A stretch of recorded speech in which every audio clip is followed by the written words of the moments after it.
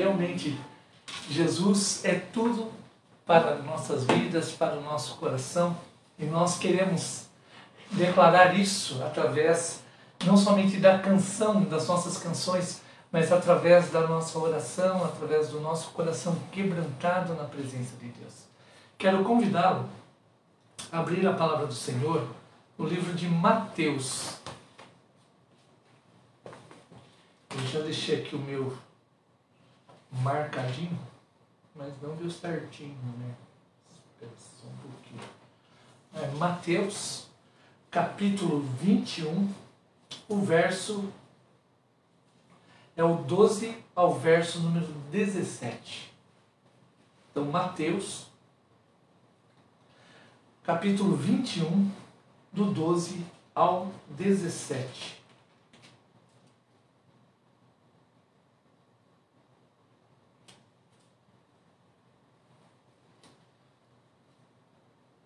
Diz assim a palavra do Senhor: tendo Jesus entrado no templo, expulsou todos os que ali vendiam e compravam.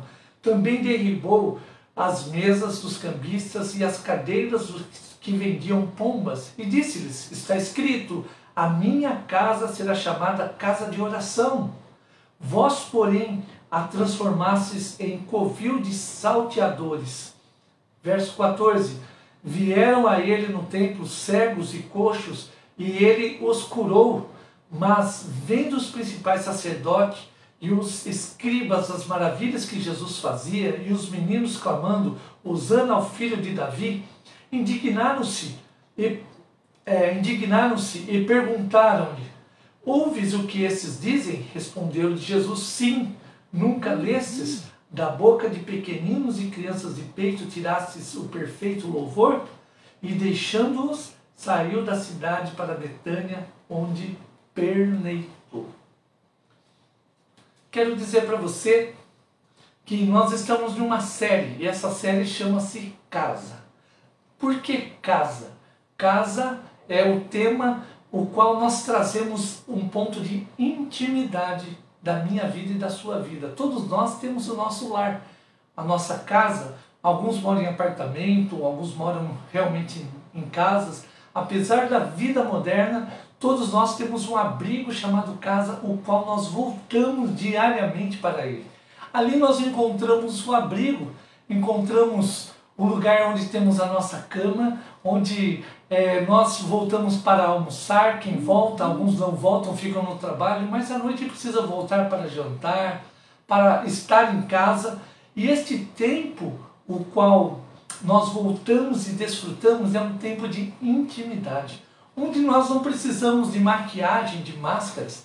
Na verdade, a nossa casa é onde nós nos sentimos verdadeiramente livres de toda formalidade, onde as pessoas podem nos encontrar pela manhã, talvez eu não nesse caso descabelado, mas alguns descabelados, talvez outros sem escovar o dente, outros com uma roupa. Antes a gente usava até umas roupinhas de político, né? Eles faziam aquelas camisetas, a gente até dormia com a camisa de político, né? As esposas não achavam tão romântico, tão bonito, mas hoje não. A minha esposa, ela separa um pijaminha, ela fala: dorme com o pijaminha, é mais bonitinho, né? Porque na nossa casa nós nos sentimos livres e com a liberdade para conversar de assuntos íntimos. E o tema casa nos leva exatamente a este momento, onde nós podemos sentar e bater um papo livre, conversar de uma forma aberta sobre alguns assuntos. No primeiro sermão dessa série, eu falei um pouquinho sobre Davi, e Davi sentado na sala com o Senhor, onde o Senhor foi bater um papo com ele, talvez uma conversa famosa ao pé do ouvido, onde o Senhor foi falar algumas coisas não tão agradáveis a Davi, mas de uma forma carinhosa, foi tratando o coração de Davi, assim como um pai em casa faz. Talvez aqueles que já não moram mais com os pais, ou que o seu pai já partiu, talvez se lembre dos tantos momentos os quais você senta na sala e seu pai conversava com você sobre coisas importantes da vida. Assim o Senhor também conversa comigo e com você. Momentos onde o Senhor nos chama à intimidade, onde Ele quer nos tratar e muitas vezes nos repreender. Mas em casa, uma coisa que eu sempre falava aos adolescentes: Em casa, ouçam os pais, porque os pais sempre vão corrigir você com amor. Lá fora, a vida não terá tanto amor. Talvez ela tratará você de uma forma assim agressiva, talvez se lançará na sarjeta muitas vezes, enquanto os pais não, eles sentam com carinho, traz a repreensão sim, mas sempre com amor, visando que o filho cresça. O segundo sermão dessa série nós falamos sobre pão, onde Jesus diz: eu sou o pão, eu sou o pão, eu sou o alimento espiritual, o qual nós precisamos como subsistência na vida espiritual.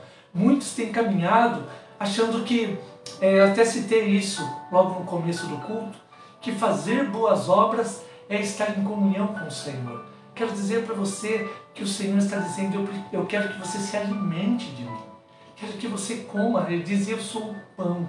Assim como a ceia hoje vai trazer essa representação, o qual nós podemos nos alimentar e espiritualmente caminhar a cada dia. E as obras, elas serão reflexo desse pão que nós nos alimentamos, ou seja, do próprio Senhor. Ele nos leva a este momento de intimidade, a fortalecer a minha vida e a sua vida espiritualmente, dizendo: filho, filha, vem cá, me dá a mão, eu quero te segurar pela mão e quero te conduzir ao ponto onde eu preparei para a sua vida.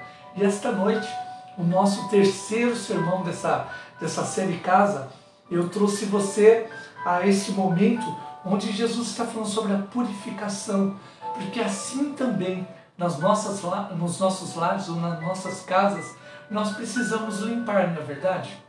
Uma casa precisa de manutenção, e esta noite eu quero falar um pouquinho sobre esta manutenção. E quando nós pensamos em casa, pensa no seu próprio lar. Se você não varrer o chão, não lavar a louça, não arrumar a cama, o que vai acontecer depois de um mês, talvez meses? Você vai notar que a sujeira vai tomando conta. Então nós precisamos fazer uma manutenção diária do nosso lar. Assim também, não somente da limpeza da casa, que muitas vezes nós queremos atribuir às mulheres, mas quero dizer, maridos, vocês também têm responsabilidade junto com suas esposas de cuidar do lar, de varrer, de às vezes lavar a louça, fazer a comida. Eu sei que alguns irmãos fazem a comidinha, né, e são excelentes cozinheiros, mas quero dizer para vocês, o homem, ele precisa estar com a esposa nesse cuidado do lar, mas também o nosso lar precisa de outras manutenções. Pensa, por exemplo, quando queima uma lâmpada, se você não fizer a manutenção, as lâmpadas vão queimando, queima uma lâmpada, queima outra, daqui a pouco a casa está escura. Ou então uma tomada, às vezes um chuveiro que precisa trocar a resistência. Por exemplo, graças a Deus, eu aprendi cedo a trocar a resistência e mexer com a eletricidade. Porque a minha esposa, por exemplo, ela está aqui ao lado e não me deixa mentir, né? Ela é campeã em queimar resistência de chuveiro. Então, porque ela gosta do banho bem quentinho. Aí derrete, tem que ir lá e trocar, né? E quando nós trocamos, se nós não soubermos trocar, nós temos que tomar o banho gelado. E aí, novamente, a casa precisa da manutenção. Assim também, a casa, eu quero falar do nosso corpo, precisa da manutenção. Precisa desse cuidado espiritual, para que a gente não chegue ao ponto onde acha que vai se acostumando. Às vezes eu citei o exemplo da lâmpada. Quando uma lâmpada queima e não é trocada, depois de um tempo, no começo faz falta, mas depois a gente vai acostumando aquela área da casa ficar um pouco mais escura. Ou então, às vezes aquela torneira que está pingando, a gente vai deixando, protelando e ela continua pingando. E eu quero dizer para você, assim também, nós precisamos trocar as lâmpadas espirituais, fechar as torneiras também espirituais, às vezes gastando aquilo que não precisa gastar na nossa vida, às vezes tempo que nós estamos despendendo para situações e dizemos: mas Deus não me ajuda, Deus não realiza. E Deus está dizendo: eu realizo o tempo todo, é que você está ocupado demais. Quando a gente pensa sobre esse ocupado demais, muitas vezes eu fico pensando sobre o estilo de vida corrido que nós levamos. Quantas vezes Nós dizemos para Deus que nós não temos tempo. E o Senhor está dizendo, você tem tempo. Na verdade, você não está administrando bem o seu tempo. Por isso, você precisa ser um bom administrador no seu tempo. E quando Jesus, no nosso texto, ele está nessa perícope, ou nesse bloco que nós estamos lendo, olha só, Jesus está entrando no templo. E quando ele entra no templo, ele nota que algo está errado. Também a casa do Senhor ali estava sendo negligenciada. A casa do Senhor havia virado um grande comércio e as pessoas estavam mais preocupadas em vender, em fazer dinheiro ali do negócio cristão ou até mesmo de Deus, para que tivesse uma renda financeira, do que propriamente adorar ao Senhor. Adorar ao Senhor havia ficado secundário, mas observa que eles estavam dentro do templo, mais longe da presença do Senhor. Por isso, Jesus vai agir com eles de uma forma que aparentemente parece agressiva, porque se vai ao verso 12, diz o seguinte, teve Jesus entrado no templo, o que ele fez? Expulsou todos os que estavam ali, vendiam e compravam. Jesus tirou todo mundo ali, expulsou, dizendo, ei, aqui não é o sentido de estarmos na casa do Senhor, não é comprar e vender, mas é estarmos buscando a presença de Deus. Assim também como a nossa vida. Muitas vezes precisamos expulsar aquilo que não pertence a Deus. Aquilo que vem fazendo morada e que nós nos acostumamos e que precisa ser retirado. Aquilo que nos leva para longe da presença de Deus. Aquilo que nós deixamos entrar e dizemos, não, mas é que o tempo está moderno. Mas a palavra de Deus ainda continua trazendo como verdade. Quando nós olhamos para o texto, Jesus vai dizendo, olha, também derrubou as mesas dos cambistas e as cadeiras dos que vendiam pombas e disse-lhes, está escrito, a minha casa será chamada casa de oração.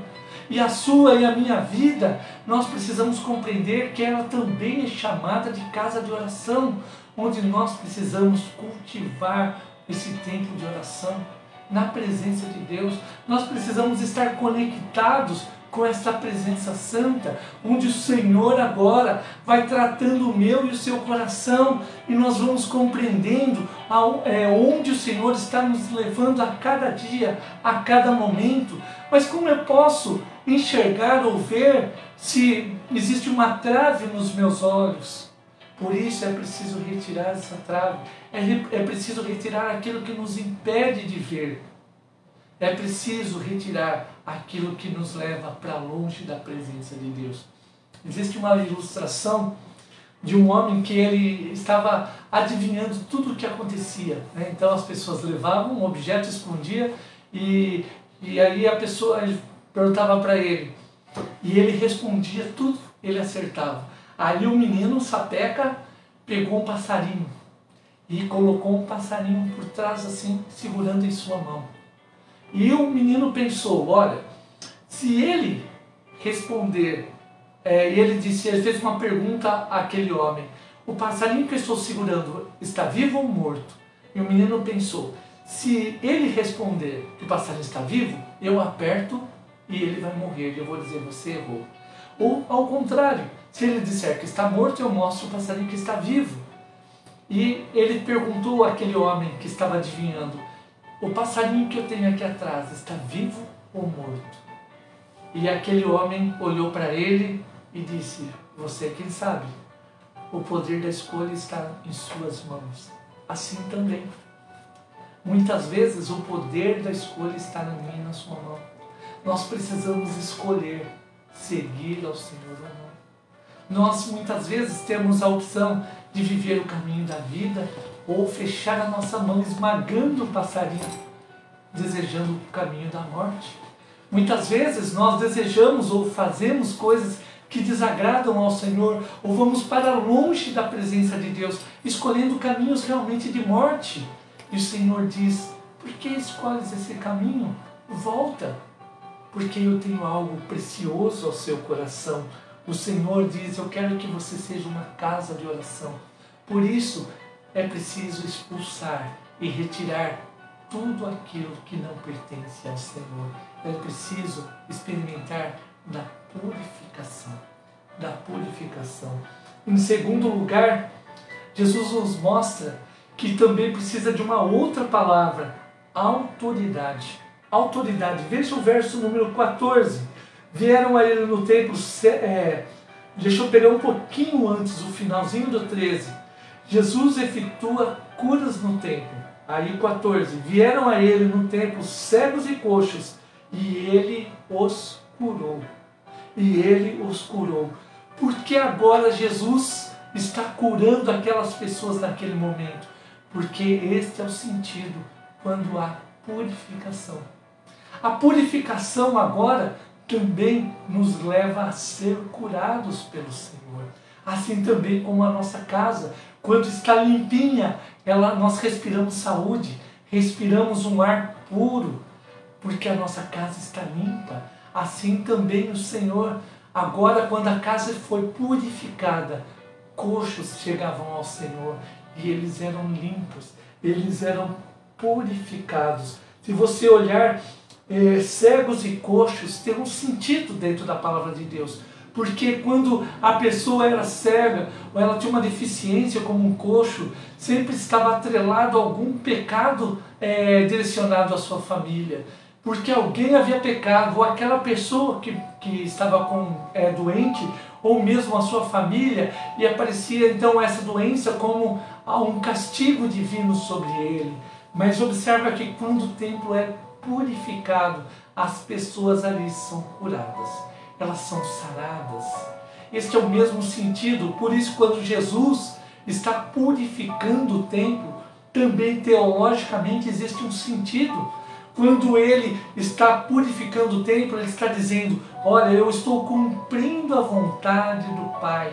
Por isso ele está indo para a cruz. E o purificar do templo tem um significado profundo sobre aquilo que Deus quer purificar, que é a minha vida e a sua vida.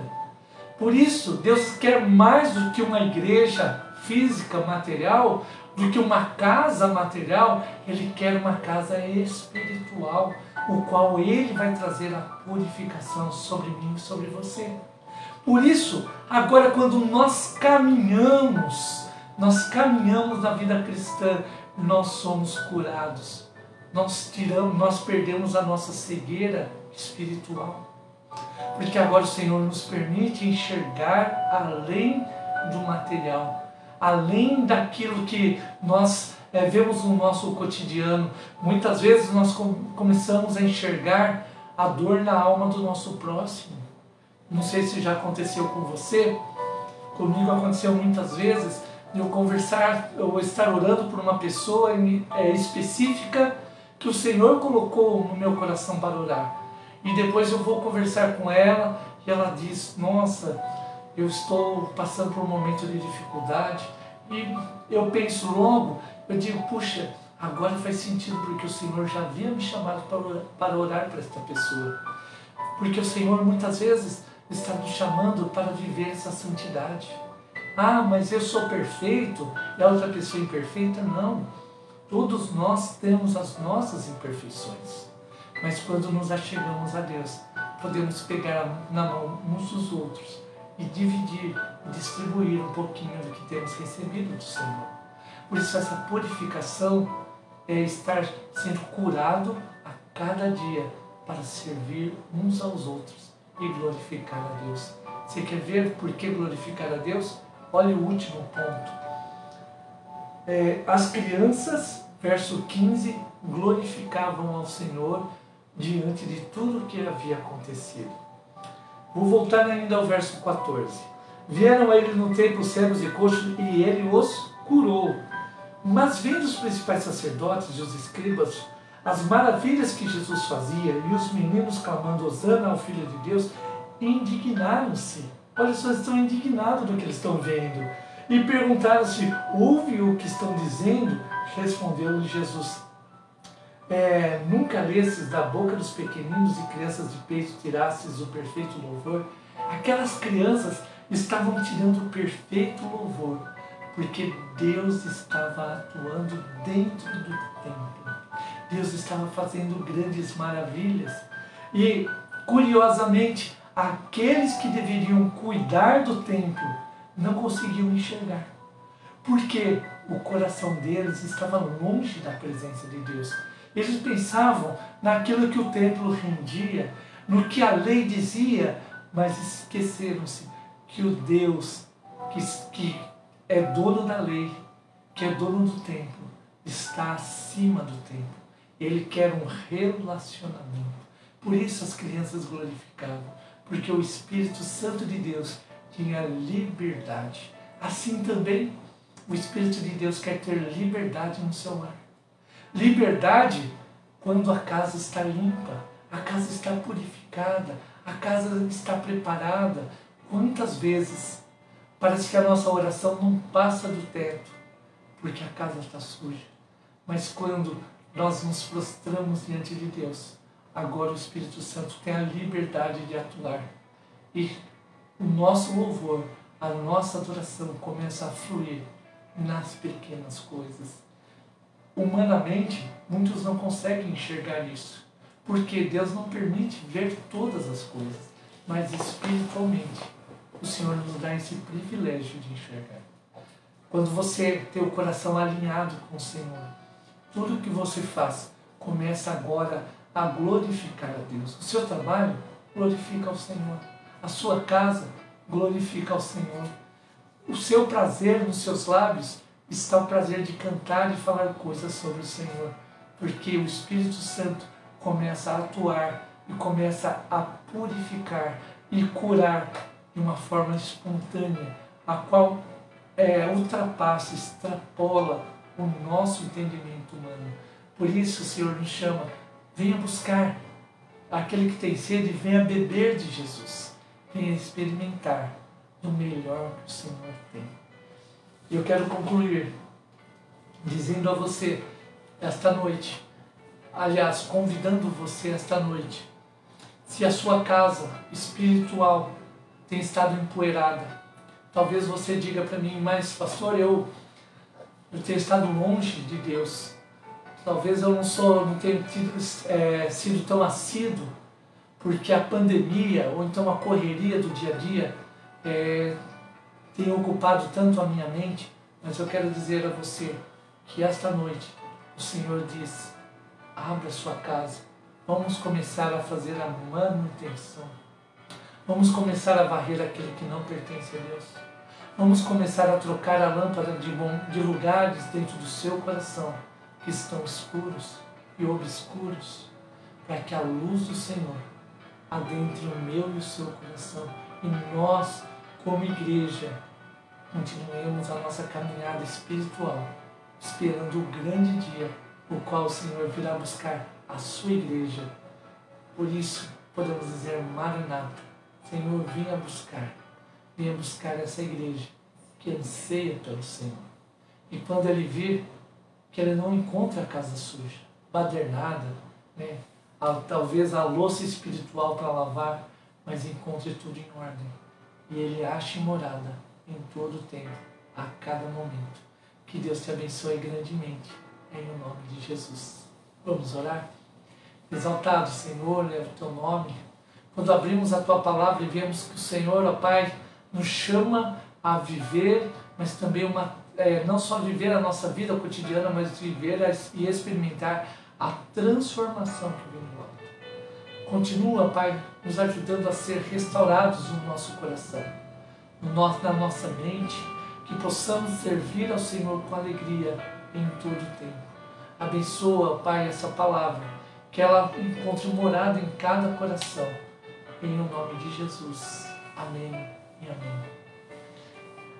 Ainda em tempo de oração, que buscarmos ao Senhor, convido você a abrir em 1 Coríntios, capítulo 11, a partir do verso número 23. 1 Coríntios, capítulo 11, a partir do verso 23. Também eu gostaria, se você preparou os seus elementos, ou seja, o pão, E o cálice pode ser com vinho, pode ser suco, até mesmo com a água. Quero convidar você a buscar. E você voltar para que a gente agora, neste momento, celebre juntos a ceia do Senhor. 1 Coríntios, capítulo 11, verso 23 em diante. Porque eu recebi do Senhor, que também vos entreguei, que o Senhor Jesus, na noite em que foi traído, tomou o pão, e tendo dado graças, o partiu e disse: isto é o meu corpo, que é dado por vós, fazei isto em memória de mim. Por semelhante modo, depois de haver ceado, tomou também o cálice, dizendo: este cálice é a nova aliança do meu sangue, fazei isso todas as vezes que o beberes em memória de mim. Quero trazer uma ênfase antes de participarmos da ceia. E verso 24, e tendo dado graças, o partiu e disse: este é o meu corpo que é dado por vós, fazei isto em memória de mim. Primeiro ponto da ceia do Senhor é que o momento da ceia é onde nós partimos o pão e partimos também o corpo de Jesus, no sentido de distribuirmos entre toda a igreja. A igreja que experimenta semana passada eu falei sobre o texto onde Jesus diz que eu sou o pão, ou seja, desse alimento espiritual. Ele nos diz: coma, mas também experimente da comunhão no seu lar. Se você está com a sua família, mesmo aquele que não vai participar da ceia, traz ele para pertinho, chama se tiver algum filho no quarto, alguém longe, traz para pertinho, porque o Senhor diz que traz comunhão quando nós partimos o pão. E quando nós bebemos o cálice, por semelhante modo, depois de haver ceado, tomou também o cálice, dizendo: este cálice é a nova aliança. Abraça seu filho, seu esposo, sua esposa, e agora juntos experimentem desta nova aliança do Senhor. A nova aliança é aquela aliança a qual não pode ser quebrada. A aliança tem o sentido de que o Senhor, Ele prometeu vir buscar a sua igreja e Ele cumprirá. E esta aliança, a nova aliança, ela não pode ser quebrada. Por isso agora é uma promessa que vai além, porque agora ela tem um símbolo. E esse símbolo nos traz a certeza de que o Senhor virá buscar a sua igreja. E Ele diz: eu quero, no grande dia, sentar com todos vocês na mesa, na grande mesa, no grande banquete do Senhor, e comermos juntos com aqueles que venceram, com vencedores. Por isso, quando nós comemos e bebemos, talvez alguns pensam: o momento da ceia é um momento triste. Não, é a celebração. É onde nós comemos e celebramos antecipado a nossa vitória em Cristo Jesus. Por isso o Senhor diz: coma, mas coma também, como Paulo vai exortar, coma entendendo o sentido. Não coma somente por comer, mas coma compreendendo que o Senhor preparou o melhor para a eternidade, para estarmos juntos e desde agora enchermos os nossos corações de esperança. Quero orar mais uma vez, consagrando. Segure seu pão. Vou pedir a você que segure seu cálice. Vou pedir para a Nelinha já separar aqui também o cálice e o pão. E eu quero orar nesse momento, consagrando também aqui o nosso pão e o nosso cálice, e o seu pão e o seu cálice aí na sua casa.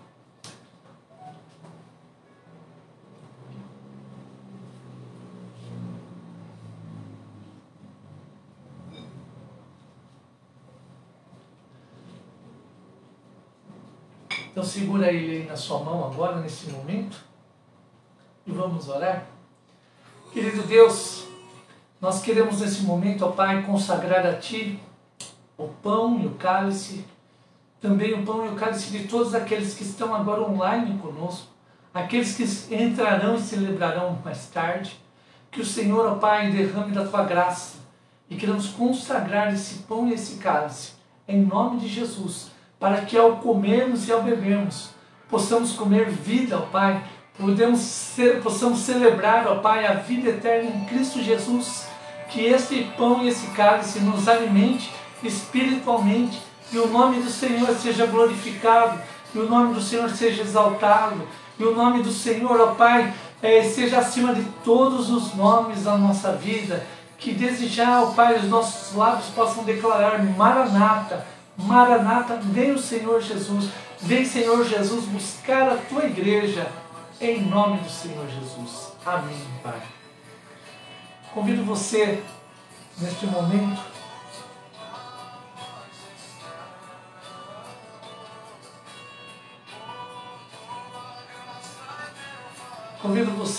a comer e a beber de cálice.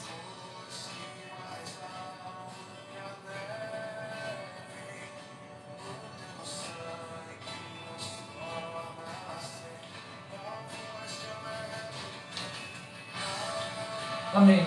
Vamos orar mais uma vez. Obrigado, Pai, por este vinho, por esse pão. Obrigado porque a nossa mesa, ó Pai, tem recebido da graça do Senhor. Mais uma vez pedimos, fortalece espiritualmente a tua igreja. Que a tua igreja seja fortalecida na oração, na palavra do Senhor, ó Pai, na obediência, na santificação, ó Pai.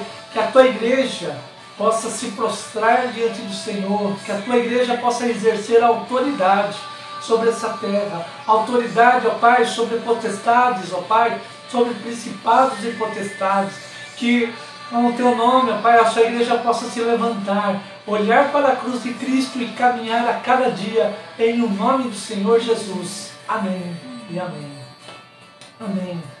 Nós vamos adorar com mais um cântico. O nosso culto já está indo para o seu final.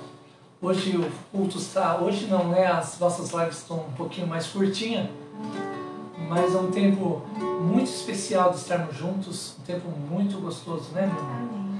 Que nós nos sentimos abraçados espiritualmente por cada irmão. Quando vocês mandam uma mensagem, quando vocês compartilham, quando vocês vão... Muitos mandam mensagem em particular, outros mandam na live. E quero dizer que nós estamos com muitas saudades dos irmãos. E lembrando também, tem um recadinho.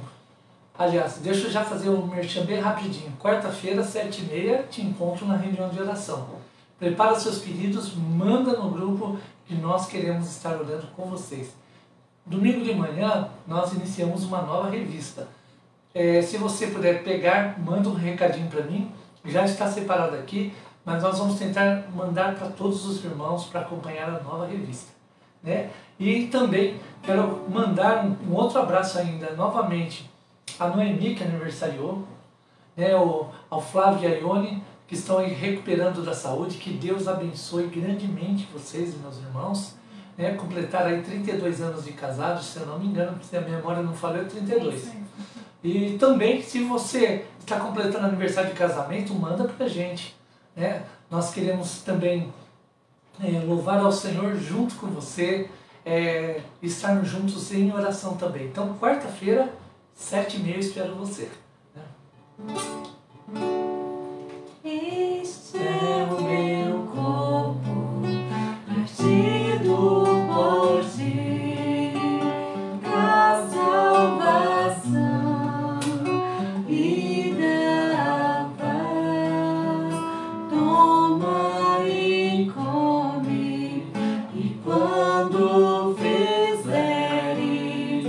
Fazem amor por mim.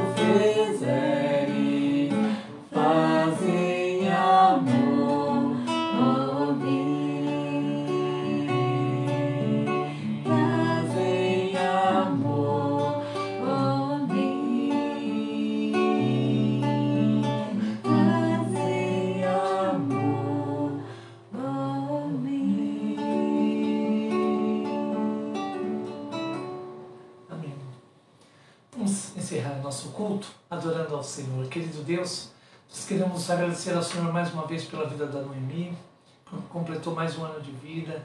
Queremos agradecer ao Senhor pela vida da Ione, o pai, do Flávio, pelo aniversário de casamento. Mas queremos também clamar ao Senhor por uma bênção sobre a saúde dos nossos irmãos. Todos aqueles, ó Pai, também que estão passando por um momento de dificuldade. Queremos clamar ao Senhor que o Senhor derrame da graça do Senhor.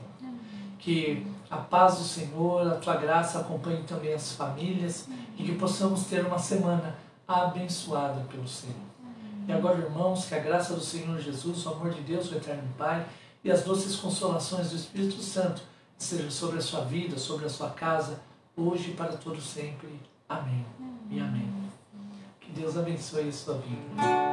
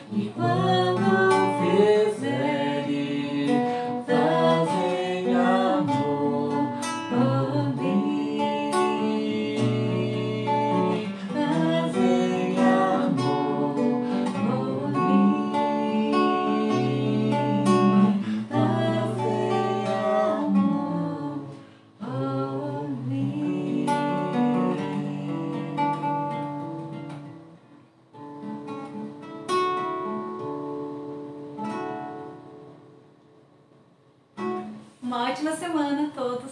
Amém. Com as bênçãos do nosso Deus. Amém. Não esqueça que tem a revista. Se você não puder vir buscar aqui na escola, nós vamos deixar para você, tá bom? Manda um recadinho para o pastor.